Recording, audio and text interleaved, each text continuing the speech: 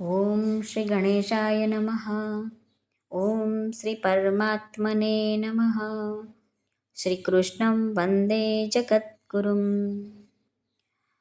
સર્વે ગીતા પ્રેમી સાધકોને ભાવથી જય શ્રી કૃષ્ણ. આપણે સાંભળી રહ્યા છે ભાગવત ગીતાનો અધ્યાય બીજો સાંખ્યયોગ. આજે શ્લોક ક્રમાંક 22. વાસાંસि જીર્ણાનિ યથા વિહાય નવાનિ ગૃહ્ણાતિ નરોપરાણિ તથા શરીરાણિ વિહાય જીર્ણાન્યન્યાનિ સંયાતિ નવાનિ દેહી. અર્થ જાણી લઈએ.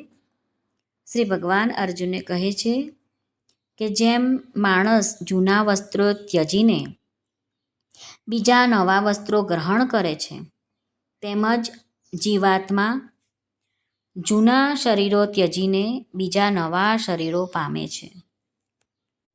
આપણું શ્લોકના વિવેચન શ્રી સ્વામી રામ સુખદાસજી સ્વામી રચિત સાધક સંજીવની આધારિત હોય છે. એમાં શ્રી સ્વામી રામ સુખદાસજી જણાવે છે કે આ શ્લોકમાં શ્રી ભગવાને દેહાંતની પ્રાપ્તિ એની બાબતમાં ધીર પુરુષો શોક કરતા નથી. એનું ઉદાહરણ આપીને સ્પષ્ટ રૂપે અહીં જણાવી રહ્યા છે કે આપણે મનુષ્યો જૂના કપડાં હોય, ફાટેલા હોય, આપણે એને બદલી નાખીએ છીએ. એવી જ રીતે જૂનું શરીર થાય એટલે એવા શરીરોને ત્યજીને બીજા નવા શરીર ધારણ કરે છે. તો જેમ આપણે જૂના કપડાં ત્યજી દઈએ છીએ, છોડી દઈએ છીએ, ફેંકી દઈએ છીએ અને બીજા નવા કપડાં આપણે ધારણ કરીએ છીએ, તો એમાં તો આપણે હર્ષની લાગણી અનુભવીએ છીએ. તો પછી આ શરીરો ત્યજવામાં કેમ ખચકાટ થાય છે? તો એમાં સ્વામી રામસુખ દાસજી સ્વામી વર્ણવે છે કે અહીં શરીરોના મરવાનું દુઃખ થાય છે. તે મરવાથી થતું નથી, પરંતુ જીવવાની ઈચ્છાથી થાય છે. માણસને મરવું ગમતું નથી, એનાથી દુઃખી થાય છે. જીવવાની ઈચ્છા અંતરમાં રહે છે અને મરવું પડે છે, તેથી દુઃખ થાય છે. જ્યારે મનુષ્ય શરીરની સાથે એકાત્મતા કરી લે છે, ત્યારે એ શરીરના મરવાને પોતાને મરવું માની લે છે. ત્યારે એ શરીરના મરવાને પોતાને મરવું માની લે છે અને દુઃખી થાય છે. પરંતુ જે શરીર સાથે પોતાની એકાત્મતા નથી માનતો, તેને મરવાનું દુઃખ થતું નથી, ઉપરાંત આનંદ થાય છે. જેવી રીતે મનુષ્યો વસ્ત્રો સાથે આત્મીયતા કરતા નથી, તો વસ્ત્રોને બદલવામાં એને દુઃખ નથી થતું, કારણ કે ત્યાં તેનો વિવેક જાગૃત રહે છે કે વસ્ત્રો ભિન્ન છે અને હું જુદો છું, આ એમને ખબર પડે છે. પરંતુ એ જ વસ્ત્રો જો નાના બાળકના વસ્ત્રો બદલવામાં આવે તો તે જૂના વસ્ત્રો ઉતારતી વખતે અને નવા પહેરતી વખતે તે ખૂબ રડે છે. તો એનું આ દુઃખ કેવળ મૂર્ખતાથી અને અણસમજણથી થાય છે.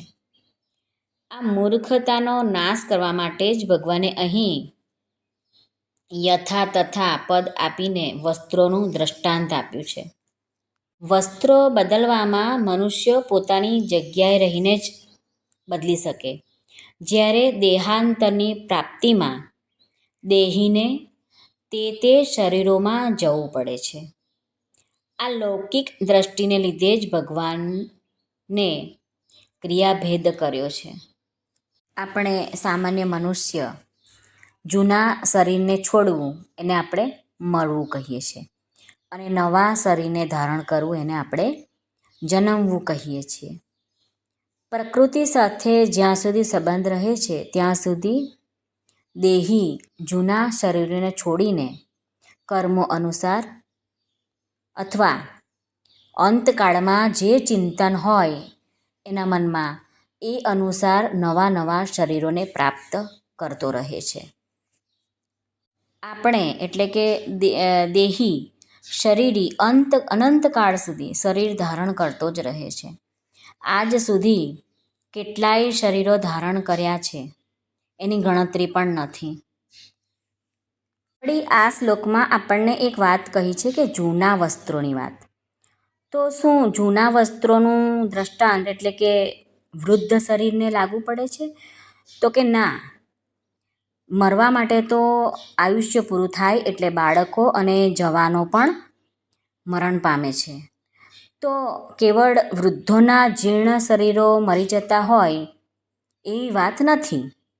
અહીં શ્રી ભગવાનના કહેવાનો અર્થ એ છે કે શરીરનું આયુષ્ય પૂરું થાય ત્યારે જ મરી જાય છે, અને આયુષ્યનું પૂરું થવું એને શરીરનું જીર્ણ થવું માનવું જોઈએ. મનુષ્યોને જૂના વસ્ત્રો ત્યજવામાં અને નવા વસ્ત્રોને ધારણ કરવામાં પોતાની સ્વતંત્રતા છે, પરંતુ જૂના શરીરો ત્યજવામાં અને નવા શરીરોને ધારણ કરવામાં દેહીની એટલે કે મનુષ્ય માત્રની સ્વતંત્રતા નથી. શરીરોના વિયોગથી થવાવાળા શોકને દૂર કરવાનો શ્રી ભગવાનનો આશ્રય હોવાથી આવી રીતે દ્રષ્ટાંત આપીને આપણને સમજાવ્યું છે. જૂના શરીરો ત્યજવામાં અને નવા શરીરોને ધારણ કરવાથી પણ જે શરીરની અંદર દેહી છે તે એવો ને એવો જ રહે છે. એની અંદરનો આત્મા નથી વૃદ્ધ થતો કે નથી જવાન થતો કે નથી એનું કોઈ પણ રૂપાંતર થતું. તેમાં રહેલો જે દેહીમાં રહેલો જે આત્મા છે તે તો એવાને એવો જ રહે છે. આથી શોક કરવાની કોઈ વાત જ નથી. આપણે થોડોક વિવેકથી વિચાર કરીએ તો જેવી રીતે યુવાન બનવાથી બાળપણ મરી જાય છે, વાસ્તવમાં બાળપણ નિરંતર મળતું જ રહે છે, પરંતુ એ તરફ દ્રષ્ટિ નહીં હોવાથી પ્રત્યેક ક્ષણે થવાવાળા મૃત્યુની તરફ ધ્યાન નથી જતું. આ આપણી બેહોશી છે. આપણું ધ્યાન જ નથી હોતું કે આપણે નાના હતા, જન્મથી જ કંઈક ને કંઈક ફેરફારો થતા આવ્યા છે. બાળપણ હતું, યુવાન થયા, વૃદ્ધાવસ્થા આવે તો, અને પછી વૃદ્ધાવસ્થા પછી શરીરને ત્યજવાનો પણ સમય આવી જાય છે. તો જેમ જેમ જન્મ મળે છે તેમ તેમ આપણે મૃત્યુ તરફ આગળ વધતા જઈએ છીએ. પણ આપણું વિચાર શક્તિ આપણી એવી નથી હોતી, એટલે આપણે એવું સમજીએ કે આનું વધે છે, પણ વાસ્તવમાં એવું હોતું નથી. મનુષ્યમાં એક ઈચ્છા શક્તિ છે, એક પ્રાણ શક્તિ છે.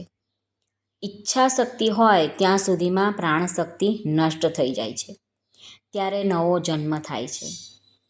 જો ઈચ્છા શક્તિ ન રહે તો પ્રાણ શક્તિ નષ્ટ થવા છતાં પણ પુનર્જન્મ થતો નથી. જેમ જૂના કપડાં ત્યજી દેવાથી આપણે મરી જતા નથી અને નવા કપડાં ધારણ કરવાથી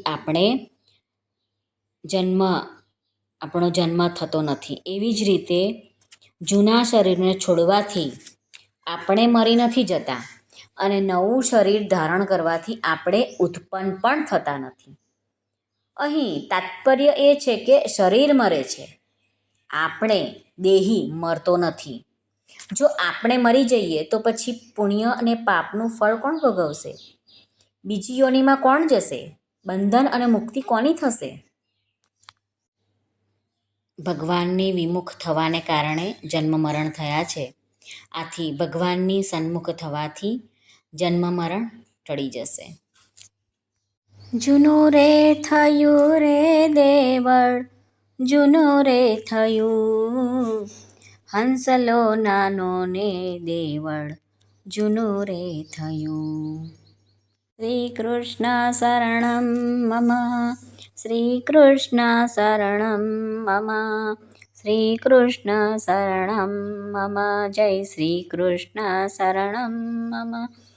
શ્રીકૃષ્ણ શરણં મમ. શ્રીકૃષ્ણ શરણં મમ. શ્રીકૃષ્ણ શરણં મમ. જય શ્રીકૃષ્ણ શરણં મમ. શ્રીકૃષ્ણાર્પણમસ્તુ.